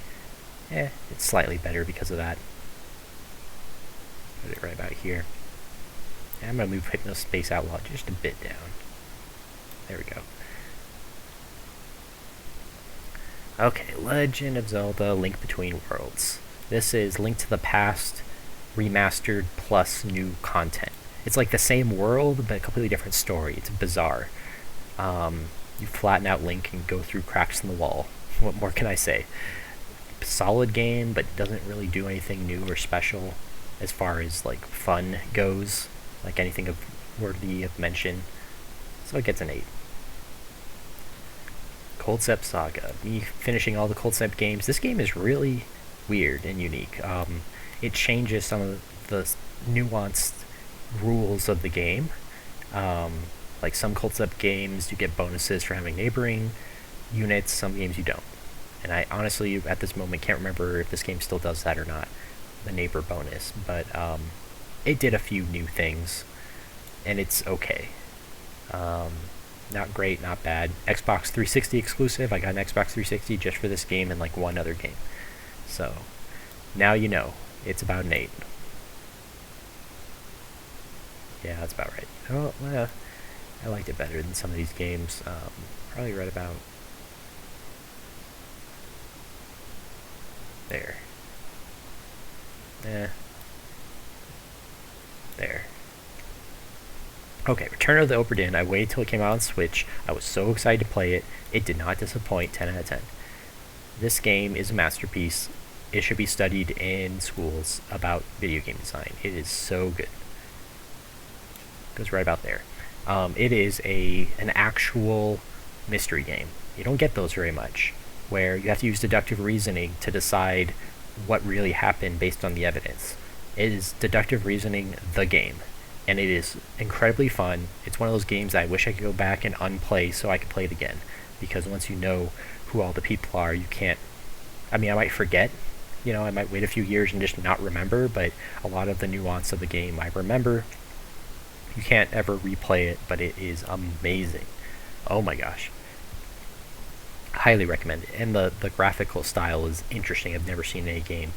Doesn't stream very well because of it, because of the fine individual pixel stippling style, but it is amazing. This game, bad. Just bad. If you get it for free, it might not even be worth playing. It's blackjack with a campaign. So you just play blackjack a few times and beat someone else or more than them, and that's it. That's the whole game. So it's bad. It's an interesting idea, poor execution. Nothing interesting other than you get to play blackjack in very small sets. So even that, you can't even play unlimited. Luigi Mansion 3. 9 out of 10. This game is kind of the ultimate Luigi's Mansion game. Some of the other games, like the first game, especially the remaster, which I haven't finished yet, are smaller scale, so some people might like that, more cozy, and won't take as long to finish a level or whatever, but wow, this game has so many amazing level design moments. I loved it. Has some problems. Some of the bosses are annoying, but overall an amazing game. Death Stranding. I want to give this a 10 out of 10 really badly. However, it has problems that does pull it down for me. So it's really hard. It's a high 9. It goes right there. I love this game. Hideo Kojima did it again. Made me feel feelings and care about bizarre, supernatural, weird stuff going on. Wow. Some of the acting in this game is the best acting I've ever seen in a video game. Was it Tommy Earl Jones when he finally takes his mask off in the end and is crying and stuff? Holy crap. That was the best motion capture I've ever seen in anything ever. It looked real. Motion capture is the best I've ever seen in a game. And wow. I'm very sad that he couldn't fit all of the pre-rendered cutscenes in the game. Everything is in-engine, which you might think oh, that's so cool. And it looks good, but if you go back and watch some of the teaser trailers that were done on better hardware as a pre-rendered cutscene and compare it to what's in the game, it doesn't look as good anymore. So the game would have added 100 gigabytes if you did the 10 hours of cutscenes pre-rendered, but still, this game is amazing. Holy moly, I can't even tell you how much I recommend this game. For people that are hesitant, blew me away. And I like casual delivery games. I like Hideo Kojima crazy stories, so this is right up my alley. Lots of fun to be had there. Monopoly Plus. I put this because I 100%ed the achievements. It's Monopoly. Meh. It has some options, but it's Monopoly, so it gets pretty low. Pokemon Sword. Oh man, this is a low 7. Serviceable as a game, not worth $60. Wow, was I disappointed. They stepped backward from Let's Go Pikachu and Eevee. Made some of the Pokemon on the overworld map visible and some not.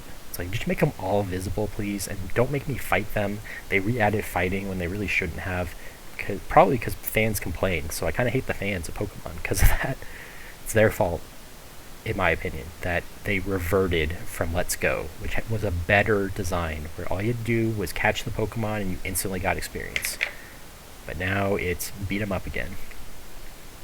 Some of the Pokemon are okay, the new Pokemon. Honestly, it's very forgettable. And that's all I have to say. Ultramoon was better than Sword. I think I played it after, and it's just better. It's better than X. It's better than Alpha Sapphire. It's a pretty good game. Give it a high 7. Not too amazing. But out of recent Pokemon games, it's probably second best after Let's Go Eevee. Yakuza Kiwami. Remake of the first game was kind of blew me away. Better than 2. Where's 2? It's an 8 or 9 somewhere. Yeah, there it is. Yeah, it's right about there. I mean, these games are almost identical in the pros and cons to be about the same. Okay. Metal Gear Solid 3. I played this on PS Vita collection. I've had it for many years, and I finally beat it after multiple start over saves. Good game. Wow, yeah. Big Boss is great. Or I should say Naked Snake, his codename. And I love the Big Boss trilogy, or quadrilogy, whatever you want to call it, which is Metal Gear Solid 3, Portable Ops, Peace Walker, and Metal Gear Solid 5.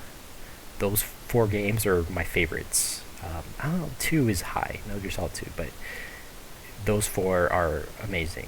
I love the bad guy side of the story and the tragic villain that you get to be in these games.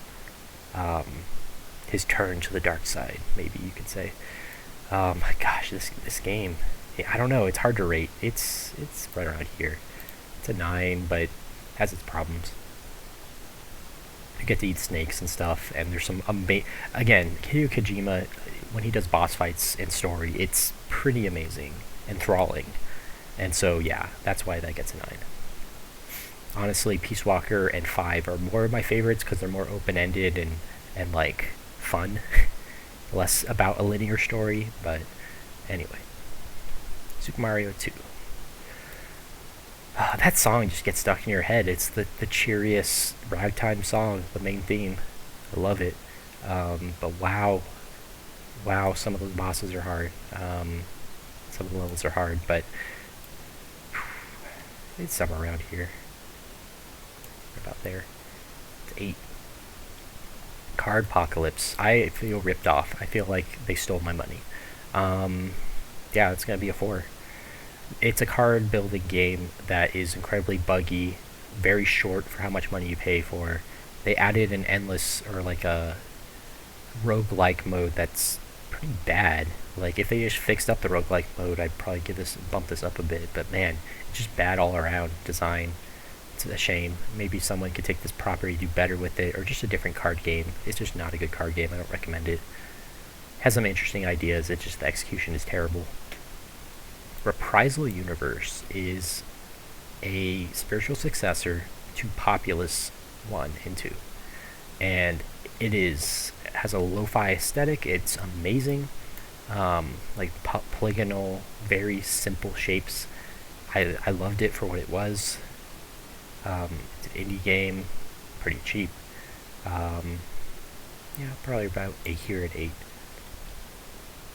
Crystalis, I finally beat it because they put it out on Nintendo Online, and wow, this is another game that I feel like is as good as Legend of Zelda and Metroid on NES. It should have been its own major series because of how amazing it is. It's a sad thing that it wasn't.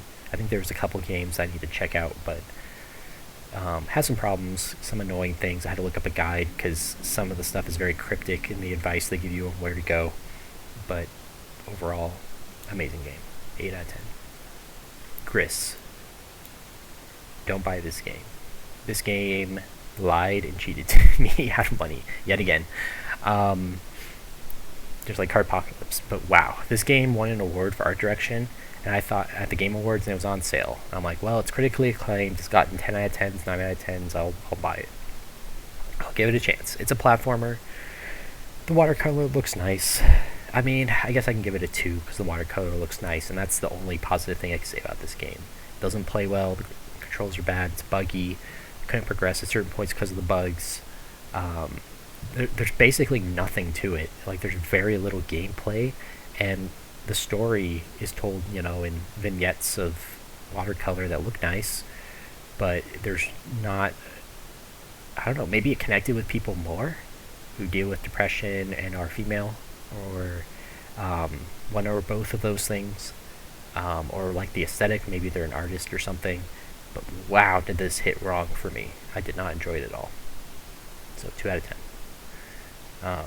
Yeah, I enjoyed it less than every other game on this list, as you can see. So Journey, honestly, it was pretty good for an artsy experience, but really not that good.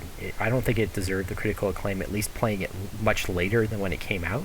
I think people saw it as a breath of fresh air, different from all of the hardcore, harsh light shooters and stuff. It's a breath of fresh air that way, but like, I wish there was more games like it, and in its vein of artistic experience games.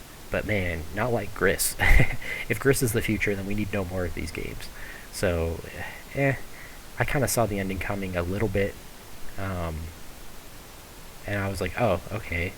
And the game starts over, and you're like, well, good thing I got this on Sailor for free. So 4 out of 10. It's not necessarily recommend unless you got it for free. Inside, wow, this game blew me away. Small scale game, so I'm going to rate it as such. It's a 9 out of 10. This game is an experience. This is like watching a movie, but incorporating gameplay smartly to give you that kind of cinematic experience. And there's so much moments of tension, of horror. The ending is insane and wonderful. Made me laugh so hard, and it's just like bizarre. Loved it. So this gets a high score. Nobunaga's Ambition, Sphere of Influence. This is a strategy game, grand strategy game. I'm looking to 100% it at some point. It's one of the best out of all of Nobunaga's Ambition games. I'm going to give it a 9 out of 10. Has its flaws. There's not a lot of depth to it, but I have fun with it. So, some people complain, yeah, it's just the strategy sometimes can feel pretty thin, but I love the grand strategy aspect of it, and alliances, and like pincer attacks with armies, and try to take out countries before they get allies to help them, stuff like that. It's a lot of fun. Again, probably the best out of the series that I played. I think I already did this. Did I put 2 Ultimate NES Remix? Did I accidentally take it out? No, yeah, it's right there. I don't know how that always happens. Accidentally put it extra. Okay, Legend of Zelda: Ocarina of Time 3D.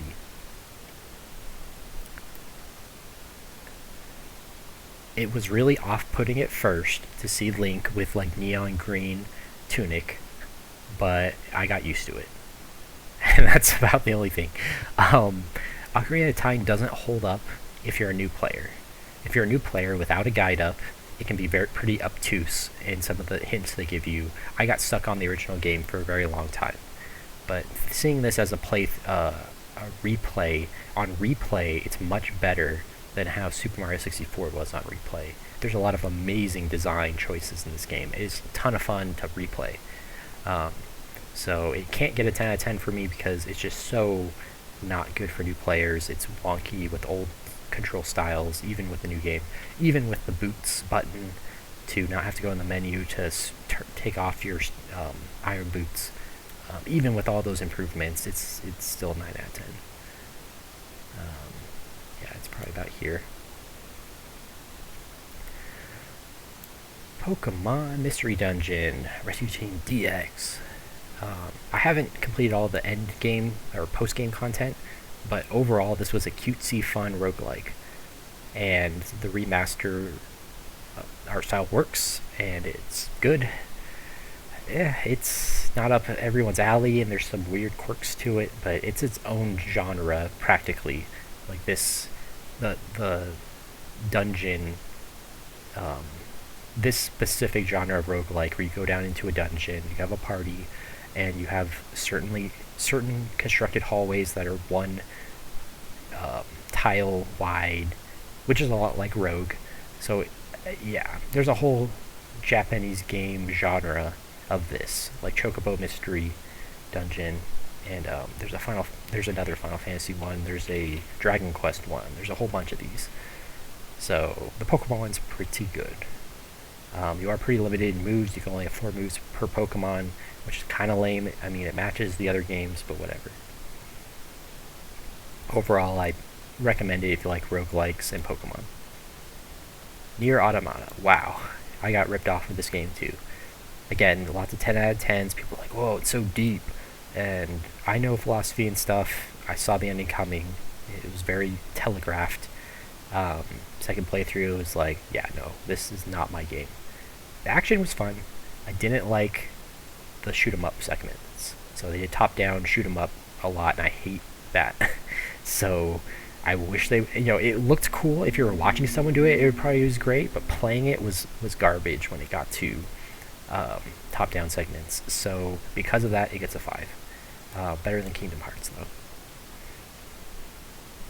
Dark Souls Remastered. This game was my first experience with Dark Souls 1, and it blew me away. One caveat, I hate skeletons because of this game. Every section with a skeleton was rage-inducing, but other than that, the game was so well designed. The bosses are amazing. The scope of the world is intense. There's a reason why this is considered one of the greatest games of all time, worthy of comparison. Because the world is just open, continuous, living, breathing world. It's so well done, level design. Oh my gosh. Cannot give it high enough praise for the level design on this. Dark Souls 3, same thing. Haven't finished Dark Souls 2. But yeah, very, very good. So Mercenaries Wings is another Mercenaries game, and honestly it's about as good as the previous games. Has a few new mechanics I don't even remember. It's just more Mercenaries, so it just goes there. So solid tactical RPG, and that's it. Final Fantasy VII Remake. That's a 10 out of 10 for me. One of my all-time most anticipated games. And it delivered. However, it is only the first part. So I may change my mind once the second part comes out, but I have some faith that it's going to be pretty good. Given how good this game was. All of the added content, the graphics, the way they expanded the story and the characters, the voice acting, the way they took the cheesy action lines from the original and had to voice act is a tall order, and they did it right. So I give them high praise for somehow making a remake that took a game that's hard to remake and doing it so well.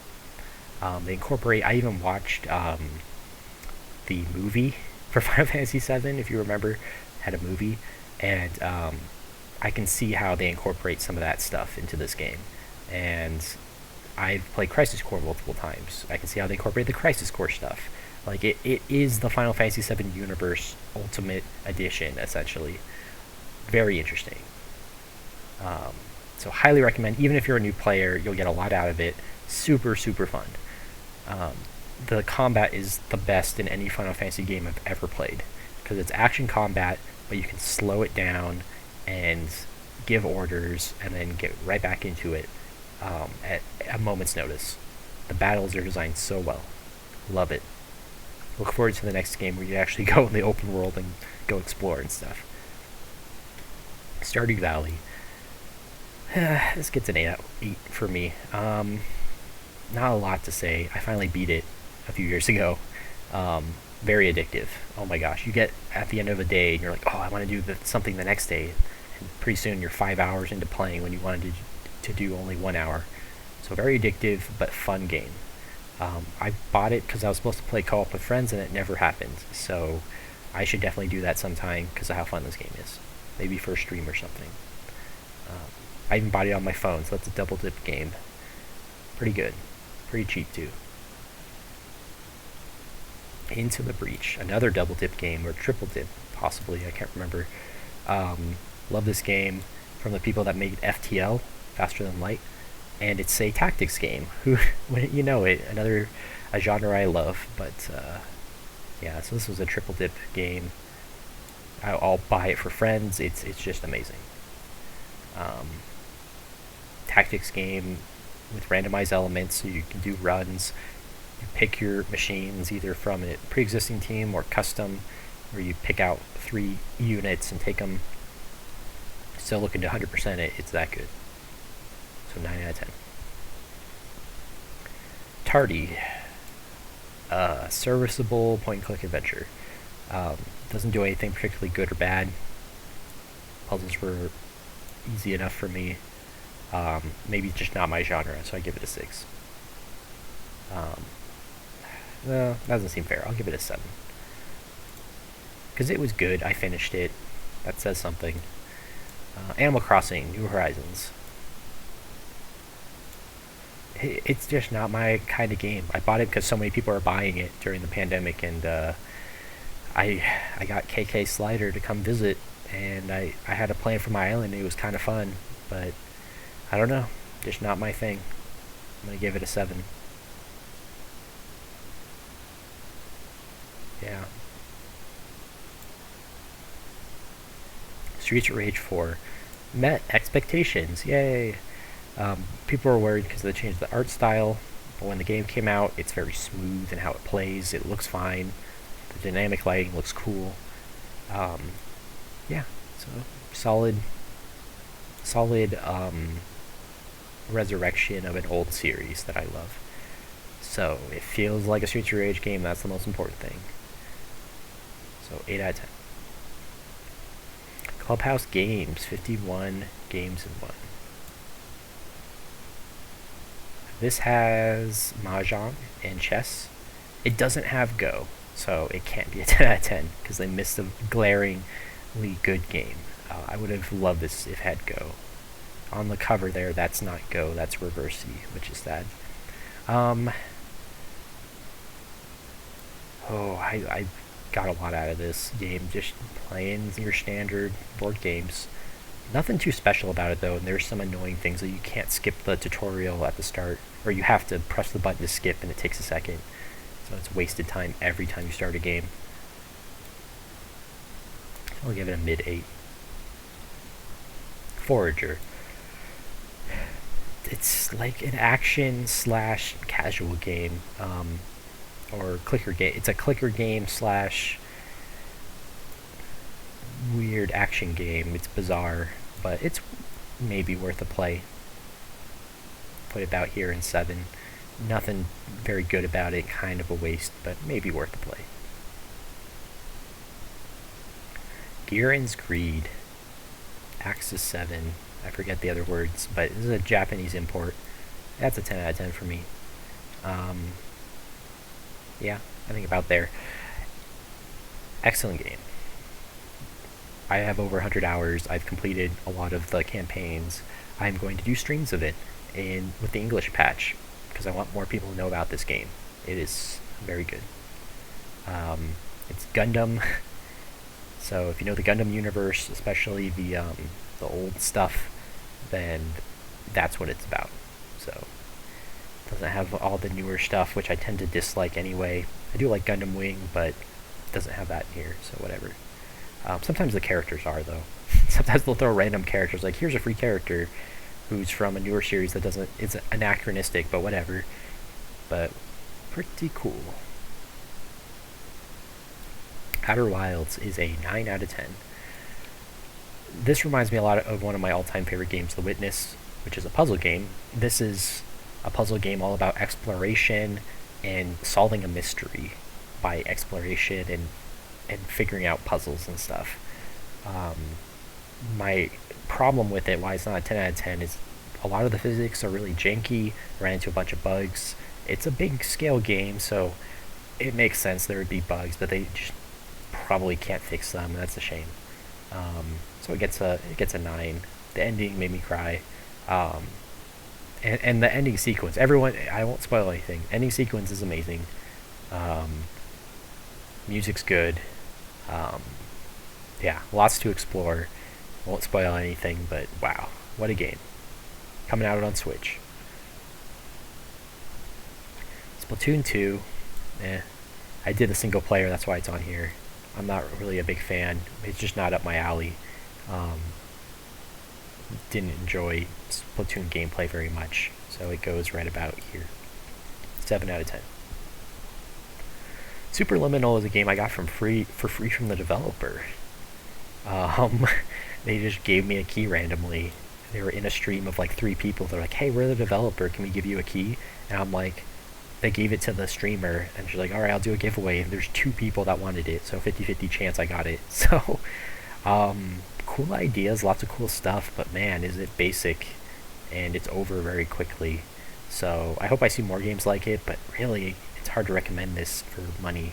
I wouldn't have bought it, so that says a lot, but pretty good. The idea is you move objects around, and depending on your orientation to you holding them, when you let go, they get bigger or smaller. And so you can make things ginormous and something small and get the perspective. So it's kind of cool how that works. But it definitely needs a sequel or something to iron out the kinks. Battlefield 1. This is for the single player, and it was solid. Not too great, not too bad. Had some good moments. Weapons are fun. So I'll put it somewhere in 8. Right about here. Low 8. Shadow of War. So Middle-earth Shadow of War, sequel to Shadow of Mordor. Improves on it in many, many ways. It gets very grindy towards the end, but other than that, I love this game. I love playing it. The orcs are fun. The big problem is they always end up having like immunity to everything after a certain point, and that just ruins all the fun. I wish there was like a nerf patch that I could apply that would just be like make it so that the orcs don't have immunity to everything, because then it's just you doing normal attacks on them in low combos for like an hour. It's very dumb. So this gets a low 9.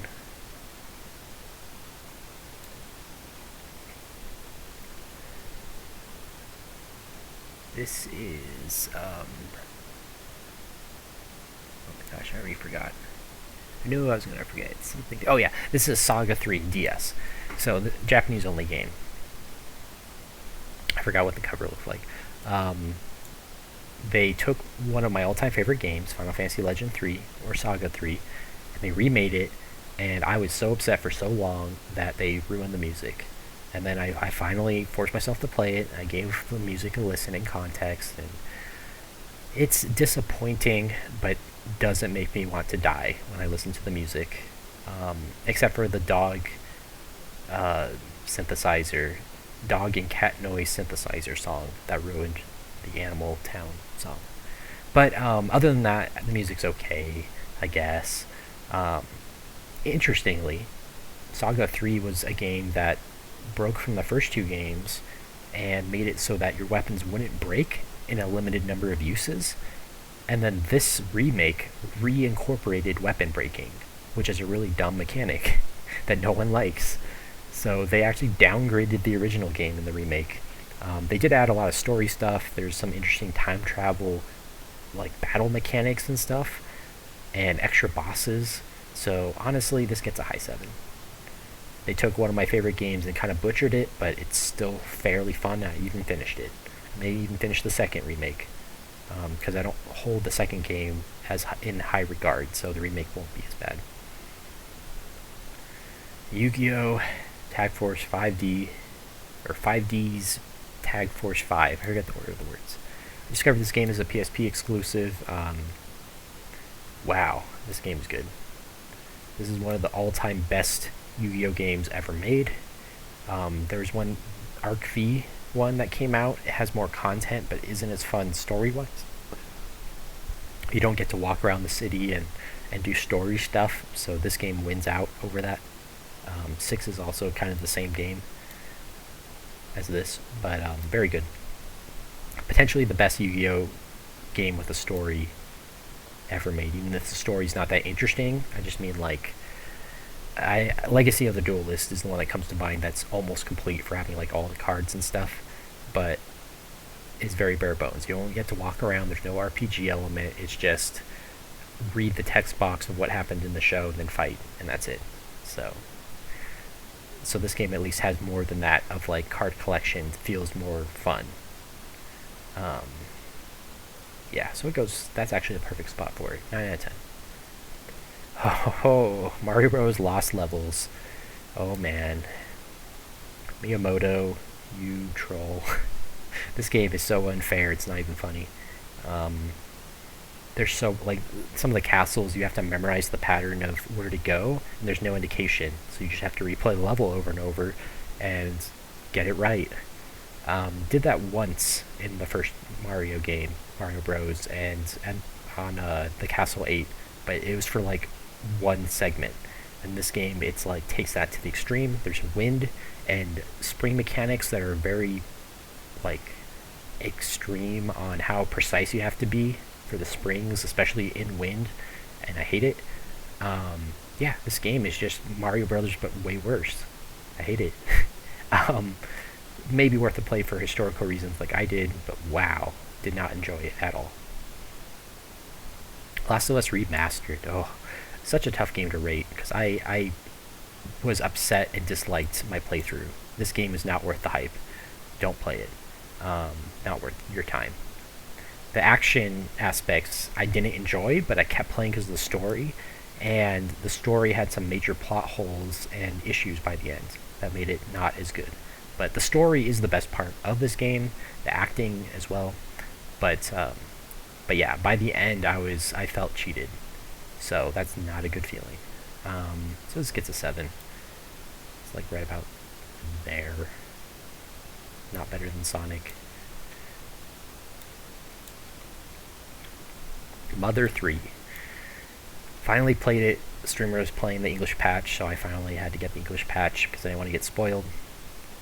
Because I watched that streamer, and has its problems. It's pretty funny, and traditional RPG grindiness and stuff. Kind of preachy about communism being good when a tiny communist commune is in the game. Like capitalism bad, the game, but so kind of preachy and not in a nuanced or intelligent way. So it's kind of annoying. The reason why this game will never come to the US, why they'll never port it and translate it, is the simultaneously offensive and progressive description of genderless characters that do very feminine things and look very masculine in body type. So because of that, it's both offensive to people in the LGBT community, but also at the same time representation for them. So conservatives will hate it too. So everyone will hate this game if it gets ported in today's world. In Japan, you could get away with that stuff, especially in the 2000s, but that game will never get released here because it will be so intensely controversial. Yeah, just not gonna happen. But I give it like a low 8. It's like right there. Some fun moments. The story, especially the ending, is pretty heartbreaking. Pretty good. Golf Story. I love my golf. Looking forward to Super Mario Golf. Hasn't come out yet. But this game has bugs. If it wasn't for the bugs, this would be a 10 out of 10. I'm going to stick it right here. Low 9. It's Mario Golf style RPG.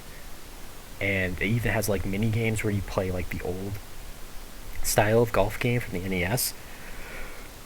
Where it's like a top-down view of the whole course. That was fun too. Good game if you like golf video games.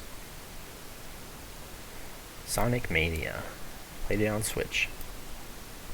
Basically a remix of the best Sonic games while missing some of the best levels of those games, unfortunately, and a few new things. Lots of fun. It's a good 2D Sonic game. Everyone was surprised, including me. Put it right there, 9 out of 10. Monster Hunter World. 9 out of 10. I've replayed this game multiple times. It made the series approachable and more fun for everyone. It is the best Monster Hunter game that I've currently completed. I'm still working on Rise, which honestly it's hard to tell which is better at this point, because this game has better graphics. World does. So it goes right there.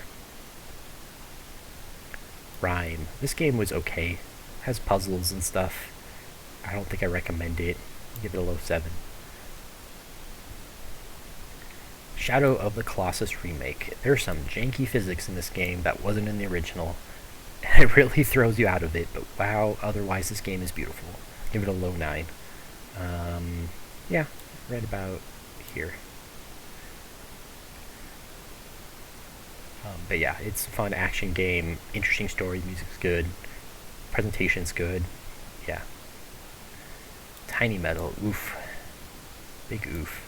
This gets a 6. Maybe a 5. This game hurts to play. It's like assaulting me in how bad the bugs and graphical problems are. And it's just a tactical game that is nowhere near as good as a game like Wargroove, which came out in the relative time frame of this game. So don't recommend, but there's some good things to say about it. It's okay. Put it there at 5. But yeah, mostly it's broken, especially on Switch. This one's Fight and Rush, I think. No, Fight and Rage, which is a knockoff Streets of Rage that came out before Streets of Rage 4. It's okay. Kind of weird in how it presents the characters. Seems kind of like offensive stereotypes in some things too, which is odd in today's world. So kind of a weird indie game. I give it a low 7, like right about here. I played through it recently again, and yeah, the fighting is good. So Chrono Trigger. I understand why this game is considered the best RPG of all time. I might even agree with that. It is incredibly good. I had so much fun with this game. It made me feel feelings. There was a twist near the end that blew my mind for a video game, especially for the time it came out. Wow, this game is so incredible. Yeah, it still holds up today. I played the PS1 version, which is, it has graphical bugs with lightning attacks and takes way too long, like 5 seconds to open the pause menu. Yeah, or not the pause menu, the menu where you control your characters and items and save and all that. It takes forever. But it's a good game. You should play it if you haven't. Very parsimonious in text like most old games, but you don't really need it. The story is so solid. Even with the little bit of text that's in it, dialogue, it is amazing.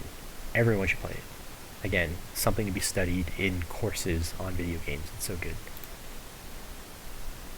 The Room 3 is an iOS game, puzzle game. I thoroughly enjoy it. Not a lot to offer though, other than cool little puzzles boxes that you solve. 8 out of 10.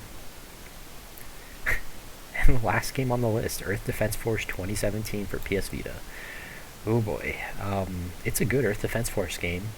Graphics are pretty basic. Not a whole lot going on. It's Earth Defense Force. You shoot giant bugs and that's fun. That's it. 7 out of 10. And this is a repeat, so we are done.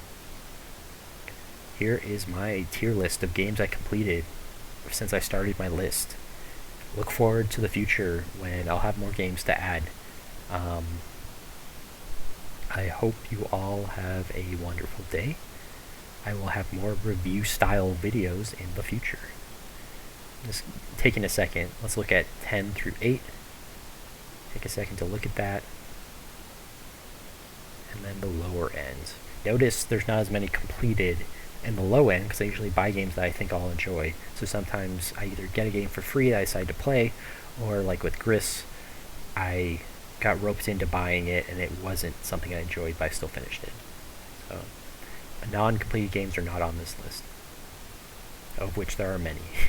So they don't deserve a full review. Hope you all have a good day, and we shall see what comes up in the future. Bye-bye.